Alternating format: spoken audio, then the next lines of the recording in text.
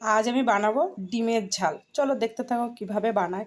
আর যদি ভালো লাগে আমার এই রান্নাগুলো, আমার চ্যানেলটা সাবস্ক্রাইব করো, লাইক দিয়ে পাশে। তাহলে প্রথমে ডিমগুলো সেদ্ধ করে নিই। আচ্ছা, তাহলে ওইদিকে ডিমগুলো সেদ্ধ হোক, এদিকে এক এক করে আমি মশলাগুলো রেডি করে নিই। মশলা করতে লাগছে আমার আদা, রসুন, টমেটো, লঙ্কা, পেঁয়াজ, জিরের গুঁড়ো আর টক দই। যেমন ঝাল খেতে ভালোবাসো সে তেমনই দেবে ঝালটা। মিক্সিতে দিয়ে মশলাটা করে নিয়েছি। এর মধ্যে টমেটোটাও আমি একসঙ্গে দিয়ে দেবো পেস্ট করার জন্য। মশলা করা আমার হয়ে গেছে। এবার এর মধ্যে এক এক করে নুন, হলুদ, পরিমাণ মতো মিষ্টি মেশাবো। মশলার মধ্যে আমার সব এক এক করে দেওয়া হয়ে গেছে। তোমরা যদি কেউ চাও এর মধ্যে লঙ্কার গুঁড়ো দেবে, সেটা চাইলে দিতেও পারো, নাও পারো। ডিমগুলো সেদ্ধ করে নামিয়ে নিয়েছি, নামিয়ে ছাড়িয়ে নিলাম। এবার এতে অল্প নুন হলুদ মিশিয়ে নিয়েছি আর একটু ছুরি দিয়ে আমি চিড়ে চিড়ে দিয়েছি যাতে মশলাগুলো ভালো ঢোকে ডিমের ভেতরে।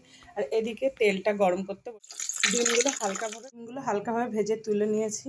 এবার এদিকে কড়াইতে জিরা ফোড়ন, মশলাটা সম্পূর্ণ দিয়ে মশলাটা ভালো করে কষিয়ে নিতে হবে। এটা কিন্তু সম্পূর্ণ করতে হবে ধিমে আঁচ বেশি দিলে হবে না।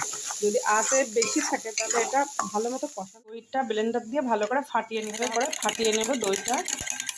ডিমগুলো দিয়ে ভালো করে কষিয়ে নেবো, আস্তে আস্তে করে কষাতে হবে কিন্তু ধিমে আছে। ডিমের কষানোটা আমার হয়ে এসছে। এবার টক দইটা দিয়ে দেবো এর মধ্যে। টক দইটা এক এক করে দিয়ে দিলাম অল্প আছে, কিন্তু স্টিম অল্প রেখে নাড়াচাড়া করতে হবে, না এটা কিন্তু এটা কেটে যাওয়ার ভয় থাকে যেহেতু টমেটো দেওয়া।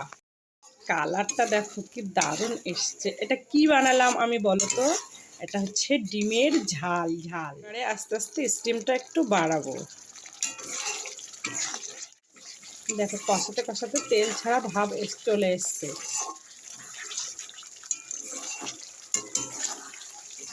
এগুলো সবসময় হালকা আঁচেই কষাতে হয়, বেশি আঁচ দিয়ে কষালেই কিন্তু এটা কেটে যাবে, যেহেতু টক দই আর এদিকে টমেটো দেওয়া। কষানো আমার হয়ে গেছে। এবার এটাতে আমি জল দেবো। জলটা দেবো মিক্সির বাটিতে যে মশলাটা ছিল সেটা ধুয়ে যেটুক জল হয় সেটুক জলই দিলাম।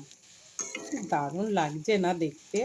যারা ডিম খেতে ভালোবাসে তাদের কিন্তু দেখে জিভে জল চলে আসছে। এটা তোমরাও বাড়িতে এভাবে ট্রাই করে জানিও কিন্তু কেমন হলো খেতে। এবারে একটু ঢাকা দিয়ে থবো, এটার জন্য ঢাকা দিয়ে রেখে দিলাম। ঢাকাটা এবার খুলে দেখি এটা কি পরিস্থিতি হলেও।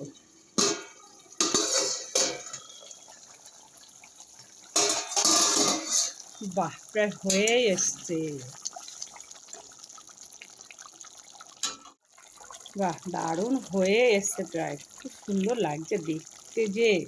এবার একটু টেস্ট করে দেখি নুন ঝালের পরিমাণ সব ঠিকঠাক হলো কিনা। সব ঠিকই আছে, সামান্য একটু লবণ কম। লবণটা দিয়ে দেবো। গরম মশলা দিয়ে নামিয়ে নিয়ে আসবো। আমার ডিমের ঝাল কিন্তু পুরো রেডি। আমি চেখেও দেখলাম, দারুণ হয়েছে। তোমরাও কিন্তু ট্রাই করো।